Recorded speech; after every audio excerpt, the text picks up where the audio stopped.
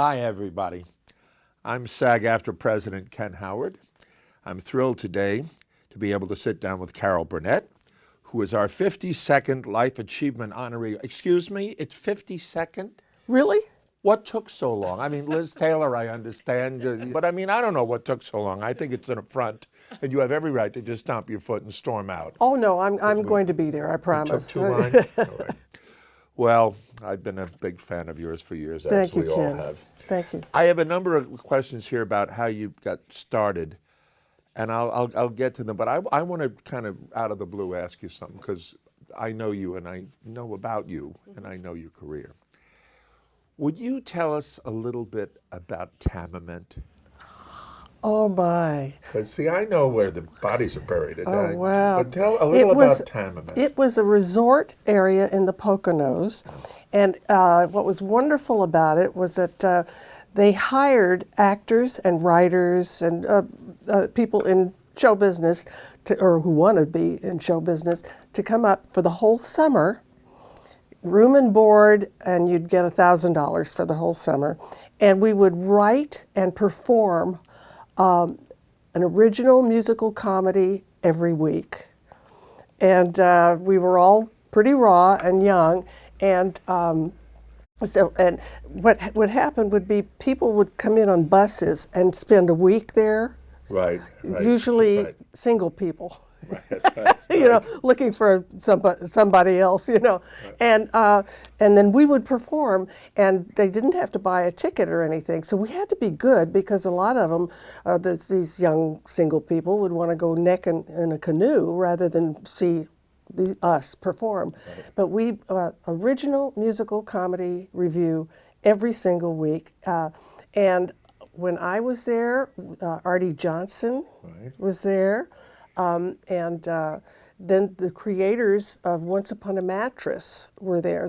I was there in 1957, summer of 1957. Right. Yeah, and but it was great training, because Larry Kurt, who went on to star in West Side Story, was there, and but we had to learn everything very quickly.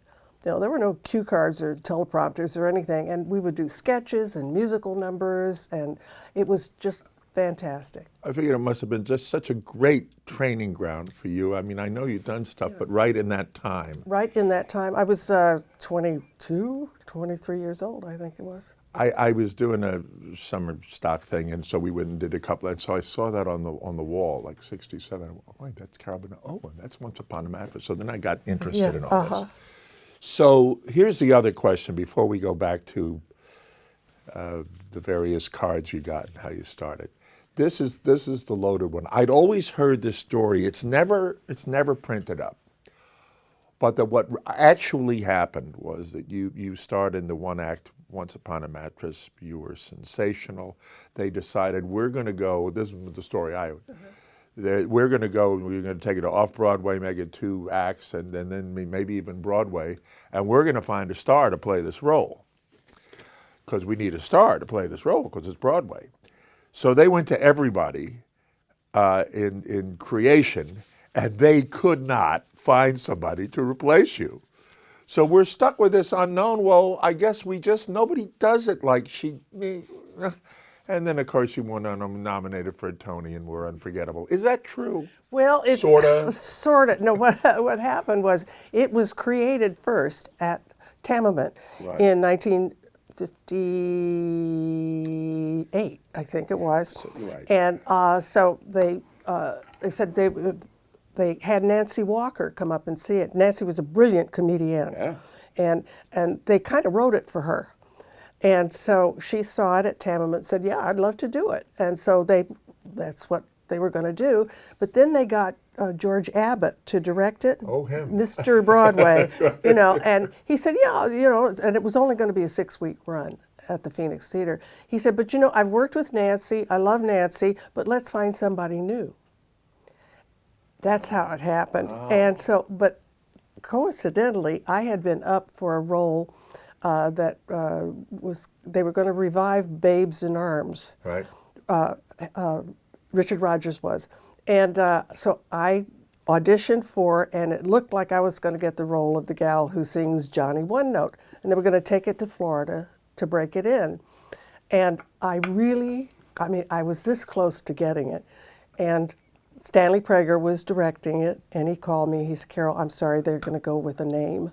And I was so disappointed. And I was raising my kid sister at the time. And she said, Sissy?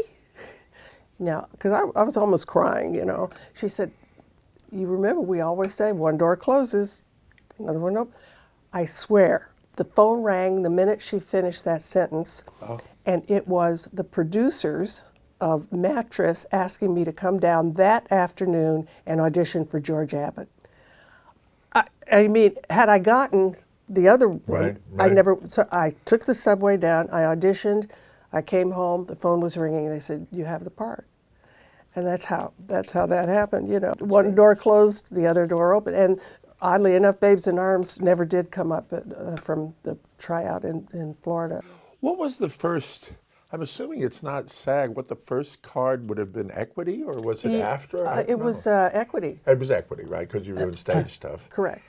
And then, how did you get the first audition to the Paul Winchell show? Paul was just holding auditions, and I had an agent, and they said, well, we're going to send you up for it. And I just sang a silly song or something, and so he hired me to be the girlfriend of the dummies. Right. And that show, actually, I called my grandmother who raised me, and I called her in California. I was in New York, and I said, Nanny, I'm going to be on television Saturday. And she said, well, say hello to me. And I said, I don't think NBC's going to let me say, hi, Nanny. So we worked out to pull the ear. That was the beginning of that. Tell me about your grandmother. I'm always interested in the dynamic. I know she was so supportive and loving, but was it to be a performer, or just the world is your oyster, or just go get him? What was it? Because she's looms large. Well, she does, but she was always a little bit afraid of. I wanted to go to UCLA very badly, but we didn't have the money for the tuition, which was $43. That's back in the covered wagon days. That's right. And so she said, well, you know, we can't afford that. Go to secretarial school, be a secretary so you can nab the boss. So that's what she was. It was all about, you know, taking good care of yourself. So when I got the chance to go to New York, she was not too thrilled about that. Oh, really? No, she said, oh, gosh, you know, you're going to go back there, and it's she was worried. And at one point she said, it's too cold back there. You'll be dead in a week. I mean, she was a hoot. Right. But then when I started to do well, she was like this, you know. She was funny. And it is New York. You said it as a throwaway. You got in the subway, went down, auditioned for George Abbott, took the subway back. By the time you were home, you had the part. But the subway looms large to that, too. To people who are from elsewhere, they go, what? You got on the subway? Yeah. Everything else. Yeah.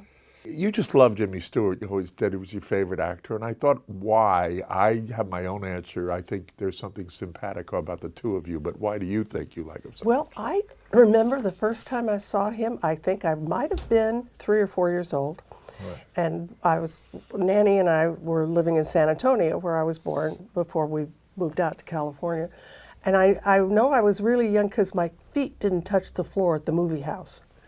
You know, so I was really young, and I remember this tall drink of water. He was stood up, and I was fascinated by him, and I was drawn to him, and I'd never seen him before. That was the first time, and it was a nightclub scene with maybe Barbara Stanwyck or some lovely lady, but I could not take my eyes off of him. And then we went back home, and I said to Nanny, I said, he's my friend. I know him.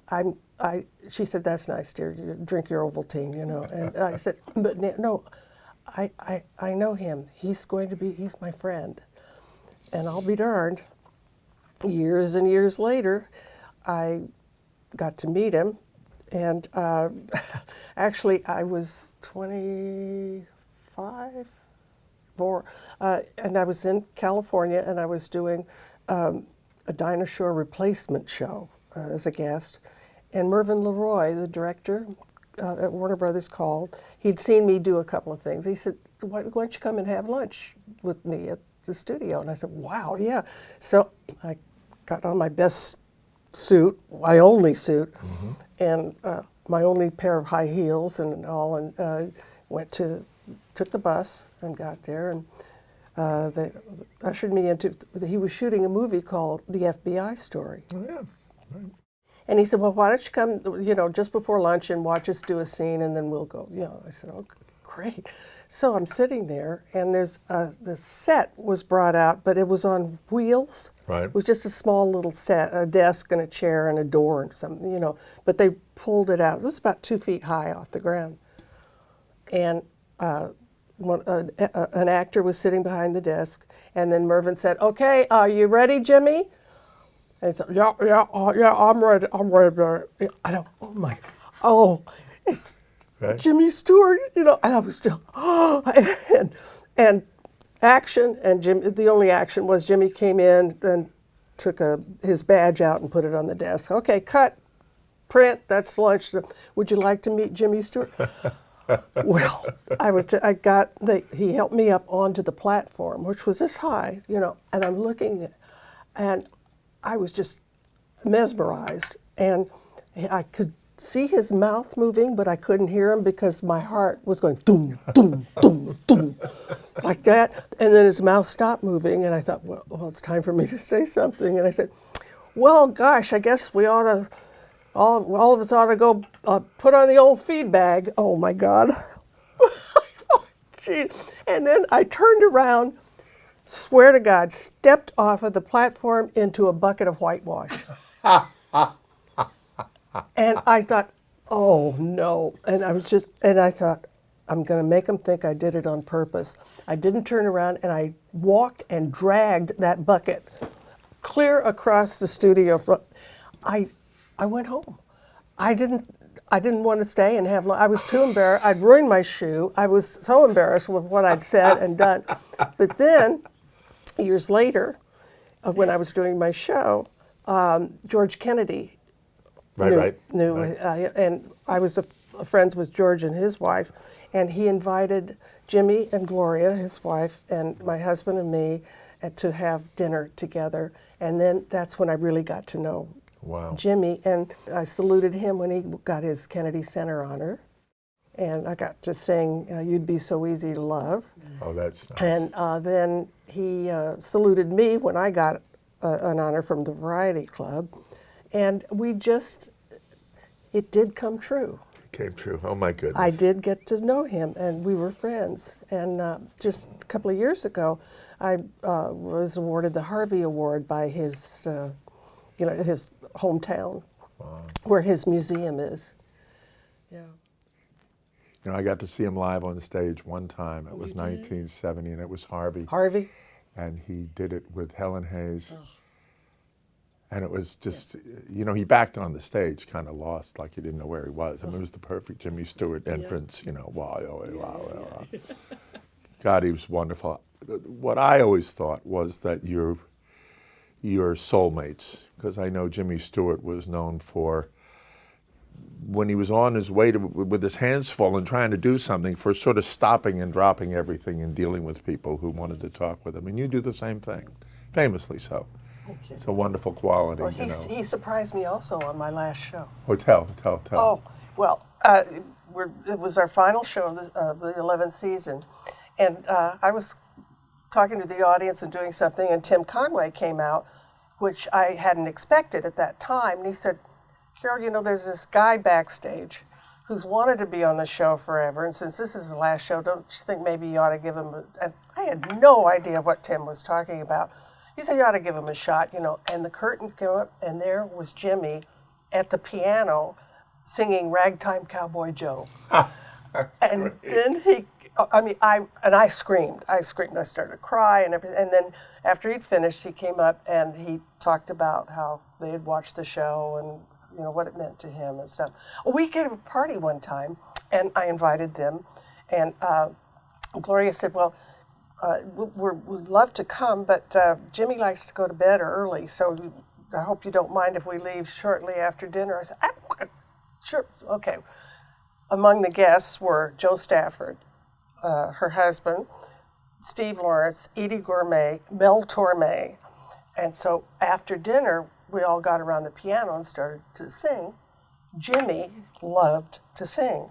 Right. So he got up and started singing with all these wonderful singers. It was a whole group wonderful thing. And Gloria said, I'm not going to get him out of here.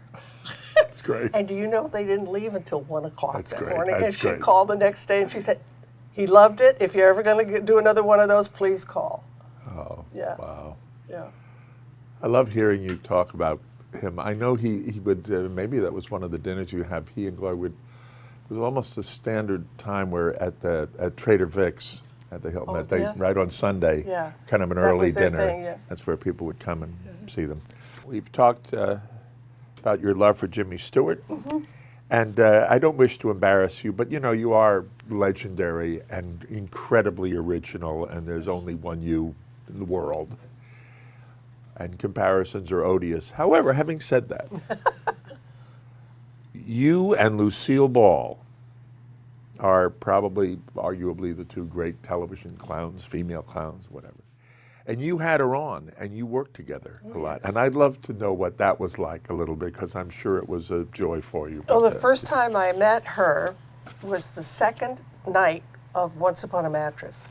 Oh, really?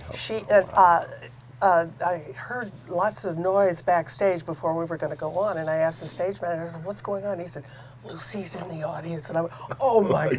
And I made the mistake. I peeked out the curtain, and I saw this redhead in the second row. I was more nervous that night than I was opening night because of her. Right. And I had this funky little dressing room because it was an off-Broadway theater. And after the show, she came in, and the couch was there, and it had a spring coming up. And I was afraid she was going to, I said, be careful. She says, I see it. Right. And she sat and talked to me for about a good 20, 25 minutes, and she called me kid. She was 22 years older than I. Right. And she said, kid, if you ever need me for anything, call.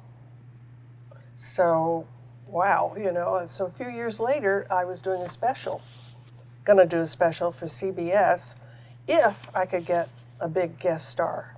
I see. And the producer said, why don't you call Lucy? And I said, I can't, I don't want to, all she can do is say no. Right. So I called her office, got her on the phone right away, and she said, hey kid, you're doing great, what's happening? And I said, Lucy, I know you're really busy, and I just don't want, and I stumbled and mumbled and stuttered and everything, and she said, what is it? I said, well, I'm doing this special for, and I couldn't even get it out. She said, when do you want me? So we did the special. It was called Carol Plus 2, and the other guest was Zero Mostel. Just the three of us. No dancers, no singer, no nothing. Oh, there's a threesome. It was a threesome, and it really went well. And then when she got her shows after she and Desi split up, then she did the Lucy show, and where she was playing Lucy Carmichael and different people. And so I went on as a guest a few times. And then when I got my show, she came on my show. And so we hit it off. She gave me a baby shower when I was pregnant with my second daughter. Wow. Yeah. It was a black tie baby shower with men and women, formal. And it was just, and she was married to Gary Morton at that time. Right. So he opened all the gifts, and he was a comedian. He's funny. Right. So he was doing riffs on all the gifts. It was one of the funniest evenings ever. But a black tie baby shower. Great. Well, this is one that I think probably people would like to know about, which is, how did the Harper Higgins family, Eunice, Mama, Ed, how did that come to be? It was written by two of our finest writers, Dick Clare and Jenna McMahon, who were on our staff. And they were writing about their dysfunctional families. Both of them came from dysfunctional families, and they were from Chicago, these writers. And so they wrote, and I read that, and I thought, this is pretty good. There were no jokes. It was all character driven. all of it. And not that I'm against jokes, I'm not, but I love this, and I thought this. So when we had our first reading, Harvey and Vicki and I, and the writers weren't there. We just read it on a Monday, and I laced into doing it like Southwestern. It just, to me, felt like when she's talking about her mother like that, you know, and because that's my background, right. Arkansas and Texas. Right.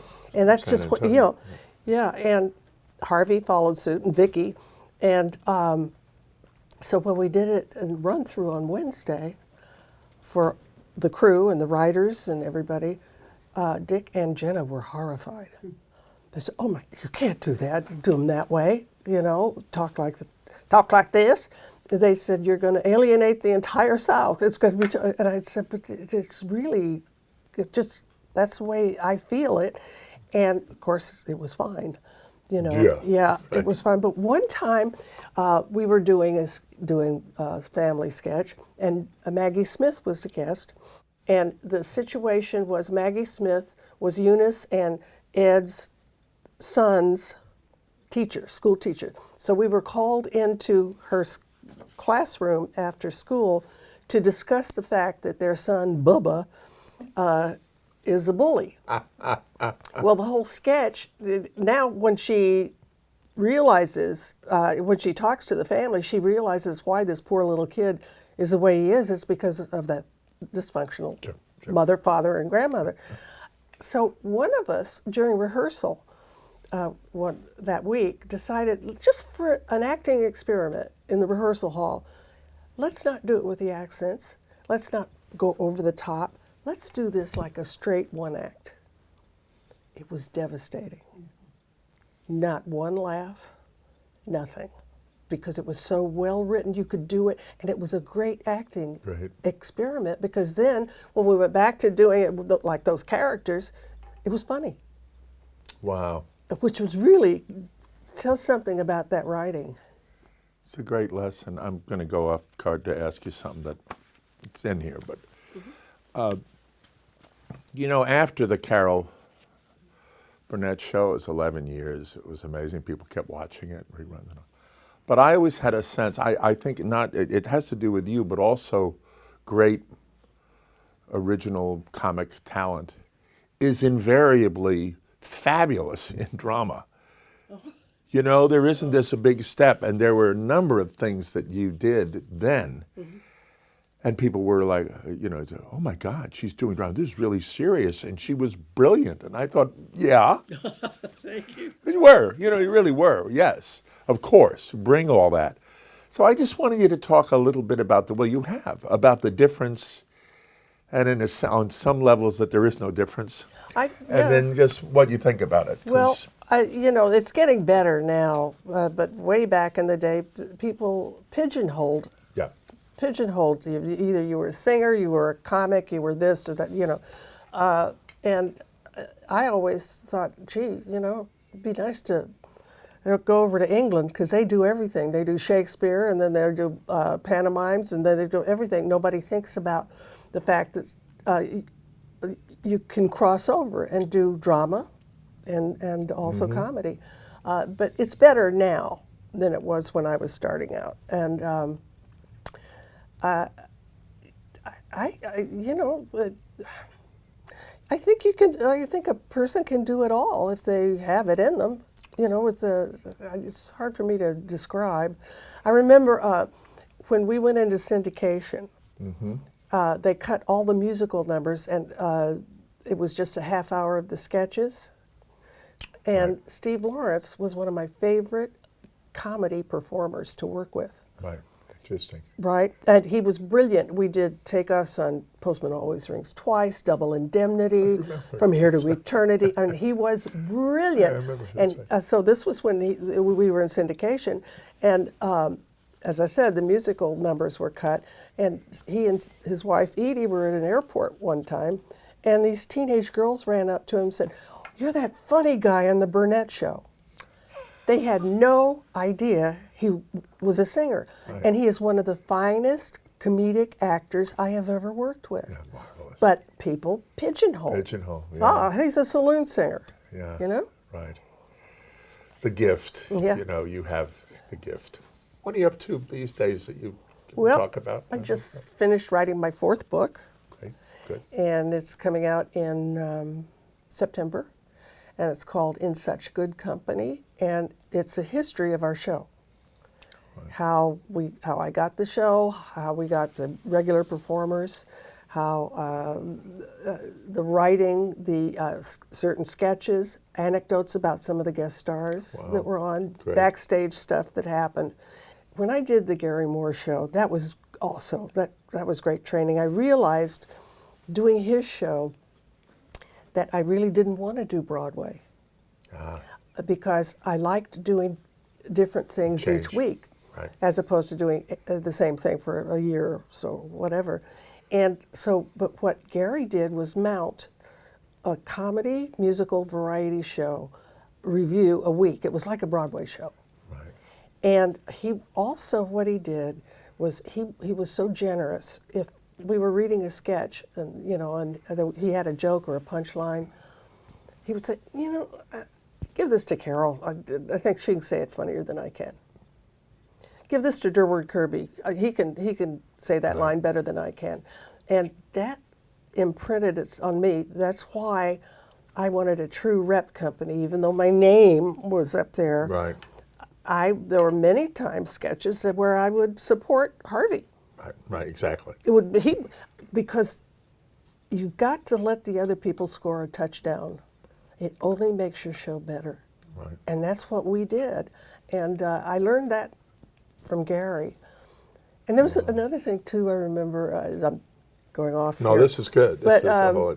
one week on Gary's show, the guest was Ed Wynn, who was an old vaudeville comedian. Sure, you know, and he was 75 at the time when he was doing Gary's show, and so we were asking him all kinds of things about the good old days and so forth. And he got on the subject of the difference between a comic and a comedic actor. And Gary said, what is that? And he said, well, a comic says funny things, like Bob Hope. Right. A comedic actor says things funny, like Jack Benny. You know, which I thought was really, so I decided, well, that's what I want to do. I want to say things funny. I can't tell a joke to save myself. Well. Isn't that a good description? Very, very.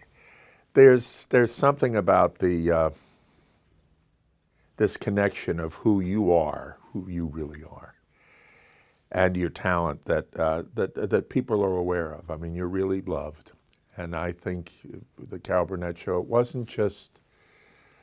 It was all those things you're talking about. I think people were aware of the camaraderie, and the warmth, and the kind of freedom of it. You know, you defined that a lot. And you continue to. It's an honor talking with you. Oh, you know what? There was a time when I was in that situation. I forget what the event was, but we were up on the 2nd floor at the La Scala, and I was sitting next to you. Oh, yeah. We just had the most wonderful conversations about singing and showbiz and dancing and Primal Scream. You did something that I thought was so funny because I mentioned, well, even the Tarzan yell has a bit of that to the Tarzan. And you, in polite conversation, said something, did the Tarzan yell, and continued to eat your pasta. I don't know how you did it. Well, yeah, it went right along. I went, she got that in there. Nobody even heard it except me. But you did take the time, and we had a wonderful conversation, and you, I think, have been doing that with people always, and it shows. So now we're into the lightning round. You don't have time to prepare. What's your advice for young actors? Don't take it personally when you don't get the job. That's good. There was another time I almost got a job. It was between me and another girl. And I really, again, thought I had it, and I didn't. She got it.